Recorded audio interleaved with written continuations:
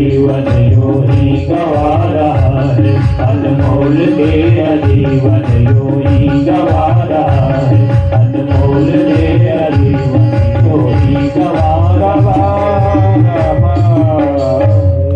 तो महाराज हम लोगों का जीवन अनमोल है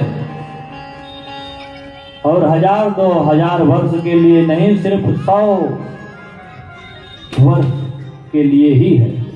और इसी में महाराज हमको विद्या भी अर्जन करनी है, इसी में हमको धन भी अर्जन करना है, इसी में हमको पुण्य भी अर्जन करना है और इसी में हमको महाराज भगवत प्राप्ति भी करना है। लेकिन हम सब सिर्फ धन उपार्जन में ही पड़े रह जाते हैं।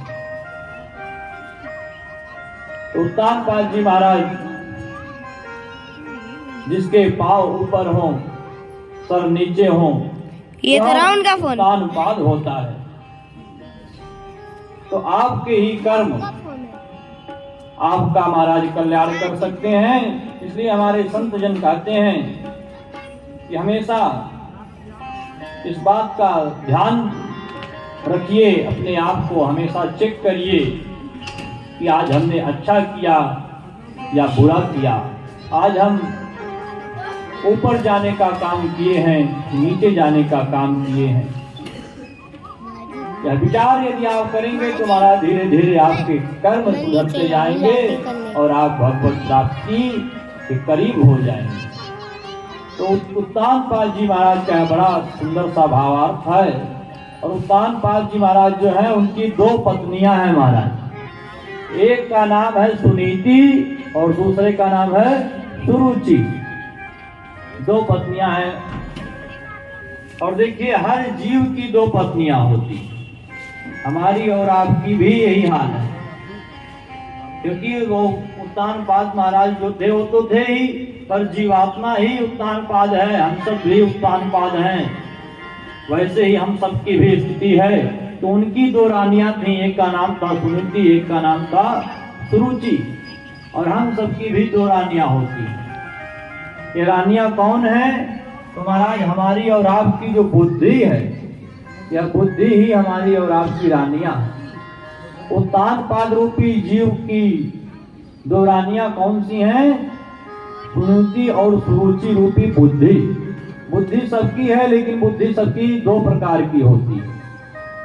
एक बुद्धि होती है जो महाराज शास्त्र के अनुसार होती है, एक बुद्धि होती है जो महाराज अपने मनमानी की बुद्धि होती है। बहुत से लोग होते हैं कि जैसा खाना चाहिए, जैसा पहनना चाहिए, जैसा बोलना चाहिए, जैसा करना चाहिए, वैसा ही करते हैं। उनकी उस प्रकार की बुद्धि है। लेकिन बहुत से लोग ऐसे होते हैं कि जो नहीं करना चाहें वही करेंगे। जैसा और नहीं मेरे बोलना सामने खड़े हो चाहिए, जाओ। जैसा नहीं खाना चाहिए, जैसा नहीं पीना चाहिए, जैसा नहीं करना चाहिए, वैसा ही वो करेंगे। तो है तो वो भी मनुष्य हैं, तो हम भी मनुष्य। लेकिन देखिए उनकी बुद्धि उस प्रकार से चलती है, उस प्रकार की है। हमारी बुद्धि इस प्रकार अपने गले से लगाए और फिर महाराज ने आशीर्वाद दिया कि बेटा तुम यहाँ का भी सुख भोग करो और यहाँ के सुख भोग के पश्चात तुम्हें मेरे लोक की प्राप्ति होगी और वहाँ तुम सदा सदा के लिए ध्रुव तारे के नाम से चमकोगे। आज भी महाराज शादी विवाह होते हैं तो ध्रुव तारे का दर्शन कराया जाता है। अर्थात आज भी ध्रुव नामक फल अखंड है, आज भी महाराज अविनाशी होकर के पड़ा हुआ है, सबका कल्याण कर रहा है। अपने माता पिता भी का भी कल्याण किया, लेकिन उत्तम का आज कहीं पता नहीं है कि उत्तम कहाँ गए। जो सुरुचि का पुत्र था उसका पता नहीं है, लेकिन जो सुनीति का पुत्र ध्रुव हुआ उसको आज भी हम लोग चर्चा करते हैं। तो कहने का मतलब यही है प्रेमी बंधुओं, जो सुनीति का पालन करते हैं उनको ध्रुव नामक पुत्र फल, पुत्र माने होता है फल, जीवन में पुत्र का मतलब फल होता है। उनको ध्रुव नामक फल प्राप्त होता है। जो अपनी मनमानी करते हैं महाराज, उन्हें सुंदर राजपाट चल रहा था, पर देखिए बड़ी विडंबना है। हम सबके पास 2 रानियां तो हैं, हम सबके पास दो प्रकार की बुद्धियां तो हैं। जैसे महाराज उत्तान पाल जी के पास 2 रानियां थी, लेकिन हम लोग करते क्या है कि शास्त्र की नीति को, सुनीति को कम महत्व देते हैं, उसको कम मानते हैं, उसका कम सम्मान करते हैं, और जो मनमानी होती है उसका ज्यादा सम्मान करते हैं, उसको ज्यादा मानते हैं, उसको जीवन में ज्यादा महत्व देते हैं। अपनी मनमानी वाली बुद्धि को ज्यादा महाराज हम सभी समय देते हैं, महत्व देते हैं, मानते हैं। लेकिन जो धर्म से युक्त बुद्धि है, जो सुंदर बुद्धि है, जो नीति युक्त बुद्धि है, धर्म के अनुसार बुद्धि है, उसको हम लोग कम महत्व देते हैं। अरे बात बात पे हम लोग उसको छोड़ देते हैं। अरे छोड़ो, जो लिखा है जो उसको लिखे रहने दो। कहते हैं ना, जब कोई ऐसी बात आ जाती है और ये होता है कि भाई एकादशी के दिन चावल नहीं खाना चाहिए, लिखा हुआ है, लेकिन हमने यह सुना तो हम क्या कह बैठे, अरे छोड़ो उसको, लिखा है तो लिखा रहने दो। बिना चावल खाए पेट ही नहीं भरेगा। तो ये मन में आ गया। तो आपने किसको ज्यादा महत्व दिया? आप किसको ज्यादा माने? सुनीति को माने कि सुरुचि को माने? सुरुचि को आपने माना और सुनीति को छोड़ दिया। अरे लिखा रहने दो, लिखा रहता है। यही हाल महाराज उत्तान पाद की भी थी। वह सुनीति उनकी पहली रानी थी, और सुनीति को वह तब से कम मानने लगे जब से उनके जीवन में सुरुचि आई। तो सुनीति को कम मानते थे और सुरुचि को ज्यादा मानते थे। और यहाँ तक कि सुरुचि के कहने से महाराज उत्तान पाद ने सुनीति को महल से बाहर कर दिया, और महल से बाहर महाराज कहीं छोटी सी कुटिया बना करके और उसमें सुनीति को स्थान दे दिया कि तुम तो यहीं रहो, और सुरुचि को अपने पास रखे। ऐसे हम लोग भी करते हैं। तो सुनीति को हम सभी अपने अंदर से निकाल देते हैं और सुरुचि के साथ मनमानी में अपना जीवन व्यतीत करते हैं। पर जो ध्रुव था ना, सुनीति का पुत्र, वह ध्रुव आए दिन यह पूछता रहता था अपनी माँ सुनीति से कि माँ ये बताओ, तुम यहाँ इस छोटी सी कुटिया में क्यों रहती हो? तुम महल में क्यों नहीं रहती हो? क्या बात है माँ, कुछ मुझको बताओ। और मेरे पिताजी कौन हैं, कहाँ हैं?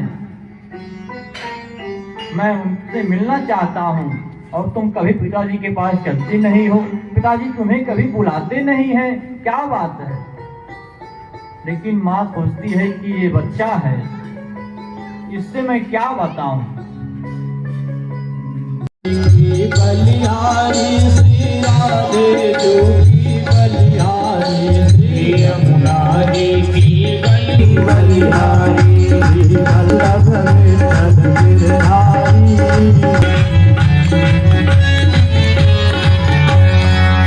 बोले यमुना महारानी की जय हो।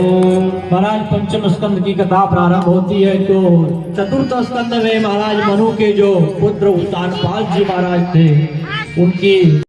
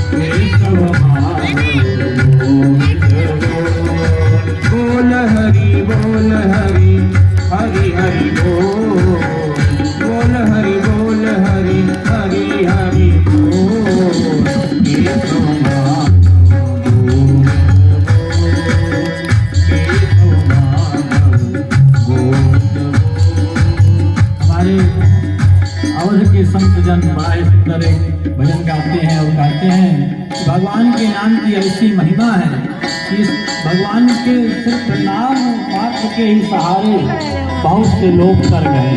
और कहते हैं महाराज क्या,